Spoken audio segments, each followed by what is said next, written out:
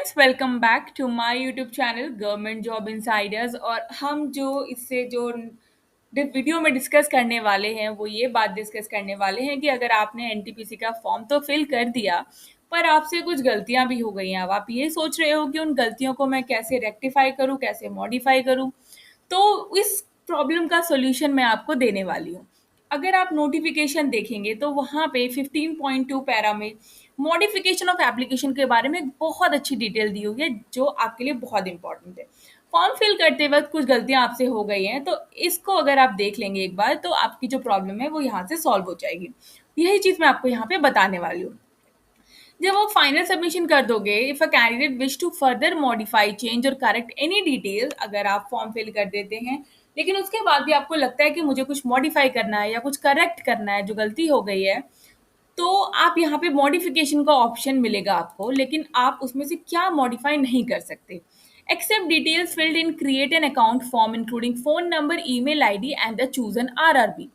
आप जब रजिस्ट्रेशन करोगे तो वहाँ पे अपना फ़ोन नंबर, अपनी ईमेल आईडी और आप आरआरबी चूज़ करोगे। ये 3 चीज़ें जो हैं वो आप चेंज नहीं कर सकते हो एट एनी कंडीशन। फाइन। इसके अलावा जो है वो चीज़ें आप जो मॉडिफाई करना चाहते हो वो आप कर सकते हो। He or she may do so by paying modification fee of 250 rupees that is non-refundable for each occasion. Fine. जितनी बार भी आप करोगे आपको 250 रुपीज यहाँ पे पे करने पड़ेंगे। Detail filled in create an account में including phone numbers, email ID and choose an RRB that can not be change. ये आपने एक बार फिल कर दिया तो ये चेंज नहीं होगा। मॉडिफिकेशन फी जो है सारे कैंडिडेट्स को पे करनी है, चाहे वो किसी भी कम्युनिटी से हो या किसी भी कैटेगरी से हो।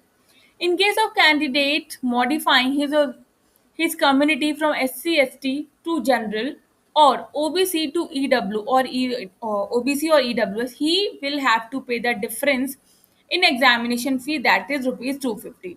In addition to the modification fee in case of failure, so his modified application will not be accepted. Fine. Similarly, if a candidate is switching from ex-serviceman to general, OBC non-creamy layer, EWS, या non-ex-serviceman, etc., he will have to pay the difference in the examination fee, that is 250 rupees. In addition to the modification fee, in case of failure, his modification application will not be accepted. Modification of online application will be allowed any number of times on payment of the modification fee for each occasion. आप कितनी बार भी कर सकते हो, यहाँ पे ये बोला है, लेकिन आपको हर टाइम जो वन फीस है वो पे करनी ही पड़ेगी। Modification to the online application along with the payment of the modification fee will be permitted up to 10 days after the closing date and the time of submission of the application, that is 13th of October, for his or her candidate of SEN. The modification window will remain open from 16th of October to 25th of October. जो modification की window है वो 16 अक्टूबर से लेके 25 अक्टूबर तक open रहेगी। इसमें आप चेंजेस कर सकते हो। आफ्टर दिस पीरियड आरआरबी कोई भी चीज़ को एंटरटेन नहीं करेगा any representation for the modification के लिए। इस बीच 16 से लेके 25 ऑफ अक्टूबर आप अपना एप्लीकेशन को मॉडिफाई कर सकते हो और हर टाइम मॉडिफिकेशन की फीस आपको पे करनी पड़ेगी। अब ये कुछ बातें हैं जहाँ पे ये लिखा है कि इनवैलिड एप्लीकेशंस और रिजेक्शन आपका, कि अगर क्या ऐसी चीज़ें हो गई हो सकती हैं जिसकी वजह से आपका फॉर्म रिजेक्ट हो सकता है। Invalid photo on account of black और white photo, photo with a cap, wearing goggles, photos disfigure, small size, अगर ऐसा कुछ है तो आपका फॉर्म रिजेक्ट हो सकता है। सिग्नेचर अगर आप कैपिटल ब्लॉक लेटर में करते हो तो भी फॉर्म रिजेक्ट हो सकता है। Not possessing the prescribe qualification, अगर आप प्रिस्क्राइब क्वालिफिकेशन पजेस नहीं करते हो age on the closing date of registration, तो भी आपका फॉर्म जो है वो डिस्क्वालीफाई हो सकता है। ओवर एज हो या अंडर एज हो। Multiple application to different RRB, आप हर आरआरबी में एप्लीकेशन फिल कर रहे हो और to the same RRB, in such case all application reject हो जाएंगी एंड सच कैंडिडेट को डिबेड कर दिया जाएगा from the future RRB and RRC exam से। कैंडिडेट्स का name figuring in the debarred list of any RRB, अगर आपका पहले से ही नाम है आरआर डिबेड लिस्ट में किसी भी आरआरबी आरआरसी के फॉर्म में, तो आपका एप्लीकेशन रिजेक्ट हो जाएगा।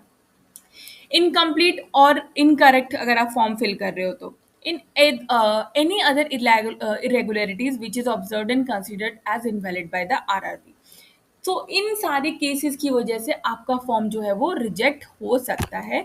तो फॉर्म को बहुत अच्छे से पढ़िएगा, ट्रांसपेरेंसी रखिए, हर सारी चीज़ों को ओरिजिनल तरीके से फिल करिए। ये नहीं कि कुछ फेक सर्टिफिकेट्स आपने बनवा लिए और देन आप फॉर्म फिल कर रहे हो, क्योंकि कोई भी अथॉरिटी इतनी बेवकूफ़ नहीं है जो एग्ज़ाम्स कंडक्ट करा रही है।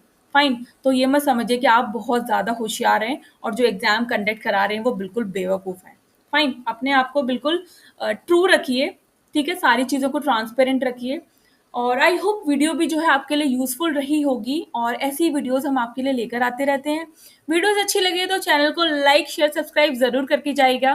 तब तक के लिए नमस्ते।